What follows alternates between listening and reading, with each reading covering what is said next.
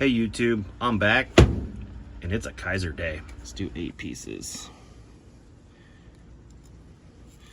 Get in there. Bam. 8 pieces of 550 paracord, and you can see the strands in there too. And what KIZER, you ask? That's the KIZER SMOLT. I frickin' love this knife. That is why it's all dirty. This knife has been my EDC now for, oh God, a good 2 weeks, if not more. And I'm gonna tell you right now, I'm a huge freaking fan of it. Before we get to the knife itself, it did come in this fancy box that I could never get open. Here's your information. There's your model number, I believe, and it is made in China, and I don't care. Not on this knife. Not on actually a lot of these knives from some of these companies, but it did come with some sweetest stickers I've gotten ever. I mean, those are kind of cool. I've never seen stickers like that, but came with those. Pretty awesome. Nice box if you're into that. If you watch my channel for any period of time, you know that I am not a box guy. Now I can throw that thing away.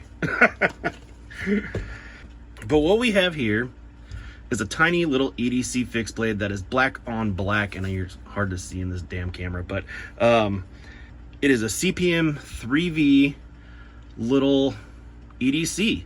And if you watch my channel, again, for any period of time, you would know that CPM 3V is my favorite knife steel.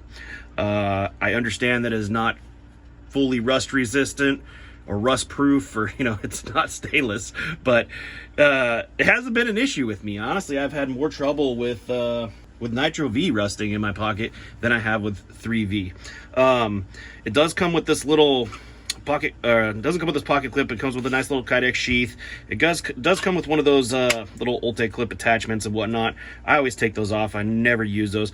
I've been running this vertically on this Ulte clip inside my overalls, and you can see I EDC this thing. It's got sweat and dust and rust and all kinds of crap on it. Yeah, look at that. That's terrible. EDCing it in the summer. Good stuff. Yeah. So what do we got here for specs? For specs, we are looking at a just under 3-inch blade with a handle, and we're going from the far point here to just a hair over 3.5. Give you an overall package of just under 6.5 because I'm scientifical. And blade depth, we're just under an inch here. Actual cutting edge, you're looking at about 2 3/4, give or take. Yeah, I suck at this. But as you can see, I've used this thing for 2 weeks now, probably a little bit over 2 weeks, and that's EDC'd, carried it every day. I've had to sharpen it a couple times. The finish is holding up quite well. It's just not as shiny and new looking as it is, you know, in spots where I haven't used it, but it's cut up a lot of stuff, a lot of zip ties, a lot of boxes, a lot of stuff at work. God, what did I use this for the other day? Can't remember what it was, but it had a bunch of grease. Yeah. Anyways, brain fart. You're looking at about an 1/8 inch thick of stock. You're looking at about an 1/8 inch thick stock here. Black on black is not working. Let's pull this measurement here real quick and see if I'm right. Yeah, you're just at an 1/8 inch of stock there, if I can get it in the damn camera. Man, I am sucking at this. This is the first video I've really done since my old man passed it. I am failing. It's a nice size EDC fixed blade, but for reference, let's put in a couple other ones that are very similar size range, but all kind of to be put into perspective. I'm just going to use the zero tolerance here. This is the zero tolerance, God, what is it, 0450. I mean, it's it's much smaller than that. Then we got a favorite also, the Vosteed Mink in Nitro V, and these two are actually comparable in size, I would say. Yeah. And then the new guy on the block here, the Reef F3 XC, which these two are actually very similarly matched, both in 3V, both 1/8 inch stock. The only real difference is this one's got a thicker grind and a thicker handle, and this one has a thinner grind and a thinner handle. And honestly, that benefits the KIZER more than the reef. When you get into this size knife range, you're not necessarily looking for a tank, more of a cutter and a user, but this one's a tank, and this one's no frickin' slouch. Actually, I did use it yesterday to open up a paint can, you know, pried it open like a screwdriver because I use my crap, which was dumb because if I broke it before the review, yeah. So yeah, I have taken it apart. I have pulled the scales. It is slightly skeletonized on the inside. There's 2 little small squares taken out.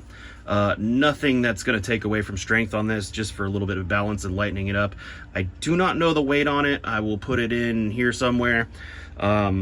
Yeah, and it's got like a full, I'm gonna call that a full flat grind because it's full flat up here. Up here, you know, there's just that slightest little bit left over from the saber grind. So I mean, it's kind of like a combination between both. Do have a little bit of jimping on here, and the handle scales. This is something that intrigued me because it is G10 inlaid into micarta. So we have micarta here with G10 inlays on both sides. Now the color, if you look online, it's a little bit more of a drastic, or a little bit more of a dramatic, you know, difference. On this particular model, it wasn't. I still like it. I think it's cool. Comfort. I mean, I have size XX large hands, and I use it. I mean, when using it, I also do understand that it is a pocket fixed blade. It is a small EDC knife. I don't expect to have a big old freaking honking handle on here. I am not Prepared Mind 101 that thinks you need to have a 2-to-1 handle blade ratio. I don't mind having a little bit smaller handle on a knife here. So yeah, the 3V, I think it is 58 to 60 HRC, which might be just a little low, or it might be 60. I can't remember. I'll probably put it in here also. I have heard that people have had issues with edge retention with some of KIZER's knives, but I'm gonna tell you, I did have a little bit in the beginning, and you know, what I ended up doing was I've had to sharpen it a couple times, so that probably helped, because sometimes when they grind these, they might overheat that edge just a little bit, which would screw up edge retention. And then also it kind of came with a very thick edge. So what I did is I just knocked back these shoulders a little bit, something I'm famous for and everybody gives me a hard time about, and then put a micro convex or a micro bevel on here, and it changed the game. It actually really slices and holds its edge so much better than it did out of the box. But I mean, it's not necessary. It still worked how it was. Anyways, I've rambled for almost 9 minutes now without editing.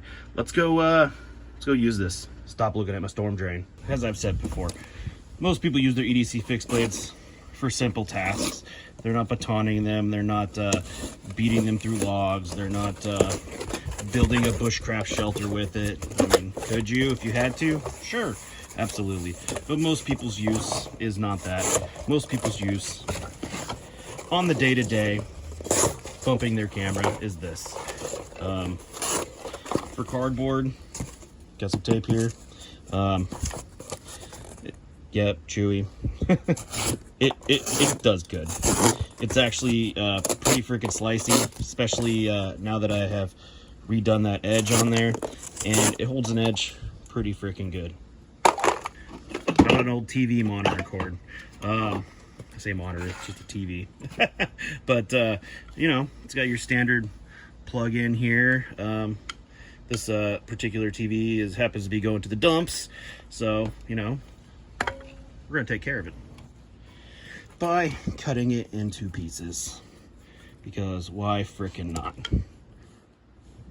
Right through the wires. Let's see, let's do it once, and let's do it again. See what happens here now. Yeah, it did it. No problems at all. How about some orange 550 paracord? These are things that people are going to be doing with their EDC fixed blade knife. I would do zip ties, but I don't feel like going and finding them. What do we got here? And there goes the camera again. So what do we got? 1, 2, is that 8 pieces? Let's do 8 pieces. Get in there. Bam. 8 pieces of 550 paracord, and you can see the strands in there too. Come on. Yeah, no problem for this sweet little EDC knife. All right, now let's just do what everybody came here for, because we gotta baton something. I'm gonna use the old Bam Bam stick sent to me by What's the Point EDC. Check him out. Yeah, I've never batoned with this thing. It's not a batoning knife. I don't see it being an issue, being CPM 3V. 3V at an 1/8 inch should be as strong as a knife that is, I don't know, 1095 or 5160 in 3/16 inch thick. So there shouldn't be no problem hard using it. It's just too small, too hard use. If you were camping or something like that, lost in the woods, the mythical survival situation, could you use it? Absolutely. Let's do some of this murder oak, whatever the hell this crap is.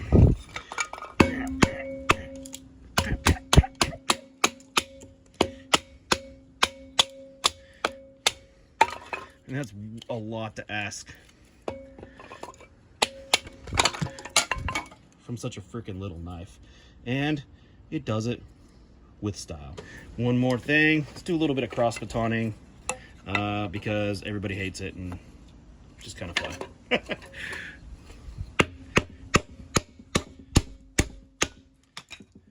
No problems. Now this one's gonna be an issue. It's that murder oak.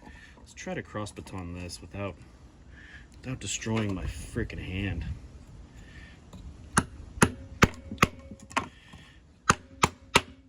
Yeah, I don't think I'm gonna be able to hold it.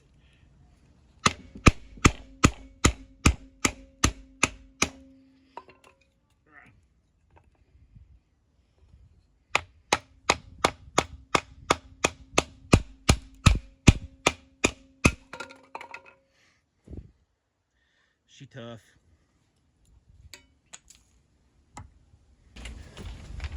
Check this edge. Now, mind you, this was a used edge to begin with, and the wind's not helping. Yeah, there's nothing wrong with that edge. Just me. Awesome. All right, so the KIZER SMOLT and CPM 3V, you can tell batoning, it didn't like that finish. It didn't do it very well. But you know, it stood up to a couple weeks of EDC and just fine. Just don't baton with it. It's not meant for that. It's a small fixed blade. Edge retention, as expected. I mean, like I said, I've used it for a couple weeks. I already knew what to expect. It is, you know, it's good. It's 3V good, you know. Also, I forgot to mention, the price on this guy is about $69 on Amazon, which is fantastic considering the materials you get. You have G10 and micarta and 3V and Kydex, to where $69. This guy right here is $250. So both knives are awesome, but if you want a more budget-friendly 3V EDC fixed blade, definitely check out the KIZER SMOLT. It is awesome. It is probably one of my favorite EDC blades. It's going to be hard to swap it out to try to do something, or, you know, try to test something else, but she's going to end up back in rotation again. Anyways, that's all I got for you today. Thanks for watching.